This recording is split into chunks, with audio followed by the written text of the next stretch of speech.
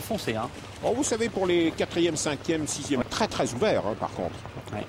Mais on aurait aimé que ce soit quand même un lot un petit peu plus à sa portée quand même. Hein. Ouais, mais ce qui est amusant, c'est qu'il y a près de 80 contre 1. Alors ça, il faut surtout pas l'écarter.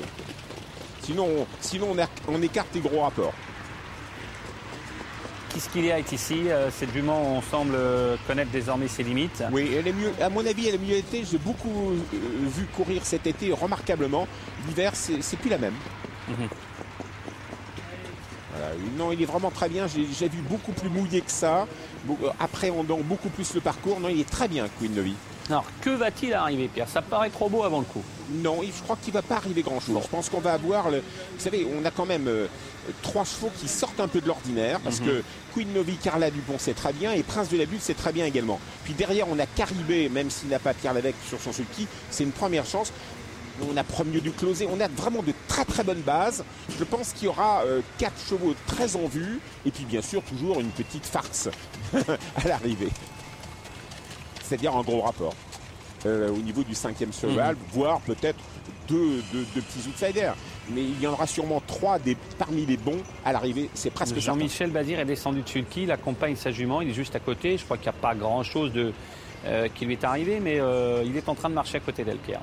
Oui, mais je tends les jumelles en même temps pour voir s'il y a un souci. À première vue, non. Voilà, c'est fait. Alors on nous signale qu'il s'est remis dessus, donc pas de souci. Oui, vous voyez, elle est pimpante, elle est très bien actuellement. Elle traverse une forme euphorique, comme elle a toujours été bien l'hiver d'ailleurs. Oui, puis bon, elle est devenue une jument avec laquelle on peut faire un peu ce qu'on veut, comme King Novi. Même s'il fait un peu d'extérieur, Jean-Michel Bazir, ça ne va pas le pénaliser beaucoup. Hein. Ouais. Donc, quand vous avez des chevaux qui subissent, après vous êtes un peu soumis aux aléas. Attention à Caribé. Hein. Attention à Caribé parce que... Je suis tout à fait d'accord avec vous. En plus, Caribé est à 20 contre 1 parce qu'il n'y a pas Pierre Lévesque. Vous voyez, il y aurait eu Pierre Lévesque sur son sulky, il y aurait eu 10. C'est vrai.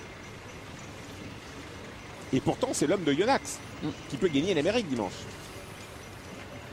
Ce sera beau un doublé comme ça, un an de... Parade du Rib, là encore, une 5e place est envisageable également. Hein. Bien sûr, la cote est très belle également. Ben, la 4e ou la 5e place est ouverte. Les 3 premiers, ça m'étonnerait quand même qu'il n'y ait pas les bons chevaux de cette épreuve qui sont nettement au-dessus. Voilà, on est en train de se placer. Il y a des chevaux très loin, donc si vous voulez investir, vous avez encore le temps, hein, les amis. Et je vous conseille d'investir d'ailleurs. Parce qu'une fois que vous avez les bases, après vous mettez vos petites folies. Et ça peut être amusant, on peut toucher quand même relativement gros en ouvrant comme ça un peu à quelques inconnus. Mais en se basant sur les favoris. Kiris a fait partie un petit moment des chevaux qui faisaient partie des espoirs de l'écurie de Jean-Pierre Viel.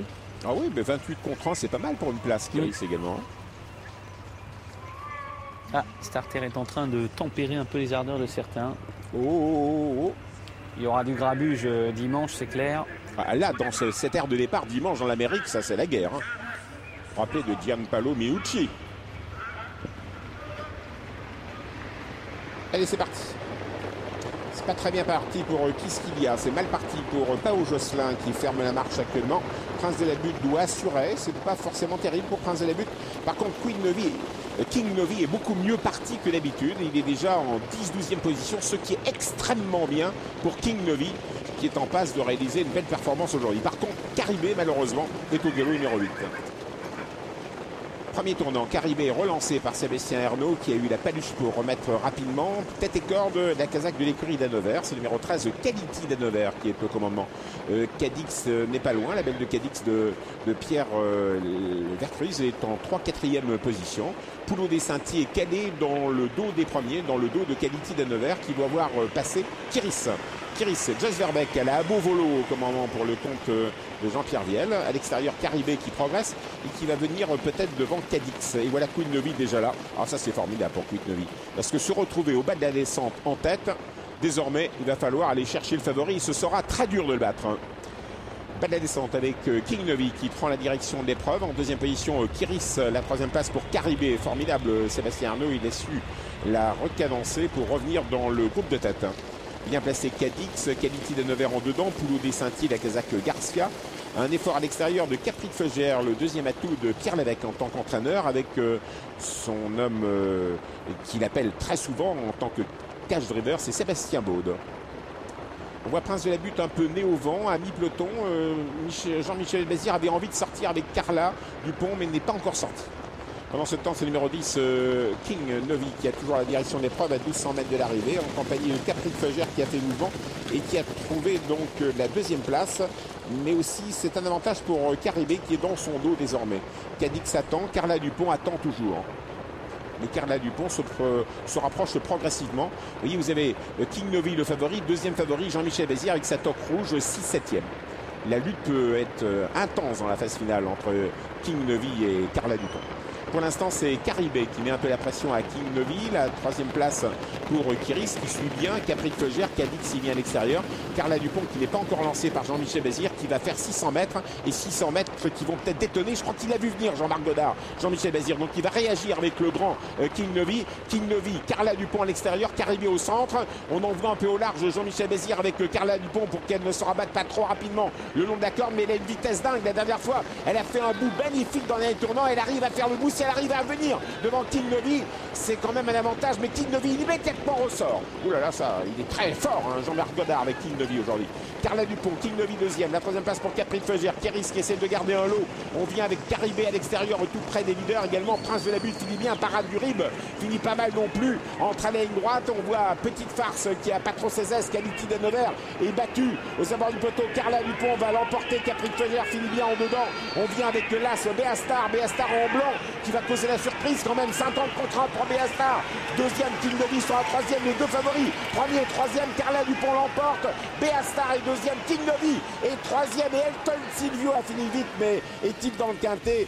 Capri Fugère a pas mal résisté tout en étant à la limite.